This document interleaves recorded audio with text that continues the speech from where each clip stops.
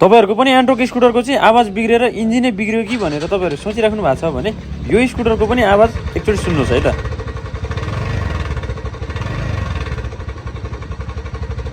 आवाज त सुन्नु नै भयो हैन, पुरै ट्याक ट्याक ट्याक ट्याक ट्याक गरेर आवाज आइरहेको छ। सो यस्तो खालको आवाज चाहिँ प्राय एन्ट्रोक स्कुटरमा वान वे बिग्रिदा या वान वेको नट लुज हुँदाखेरि चाहिँ आवाज आइरहेको हुन्छ। तर यो स्कुटरमा चाहिँ वान वे अलरेडी नै फेरिसक्नु भएको रहेछ। वान वे फेरेर समस्या हल नभएपछि चाहिँ स्कुटरको फुल इन्जिनमै समस्या आयो तपाईको भनेर पठाउनु भएको रहेछ। सो यो स्कुटरलाई हामीले ढिला नगरी चाहिँ चेक गर्ने क्रममा यो स्कुटरमा के फल्ट भेट्यो भन्दा केम चाहिँ यसको अत्याधिक मात्रामा तन्केको रहेछ र एडजस्टरमा यसरी 10 नम्बरको नट चाहिँ वेल्डिङ गरेर जबरजस्ती स्कुटर चलिरहेको थियो हैन। सो हामीले केमचेन र केमचेन एडजस्टर फेरिसके पछाडिको चाहिँ आवाज सुन्नुहोस् है त।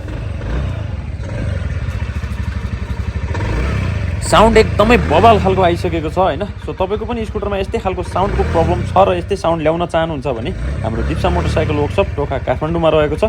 तपाईहरु एकपल्ट अवश्य भिजिट गर्नुहोस्। हस् त, धन्यवाद।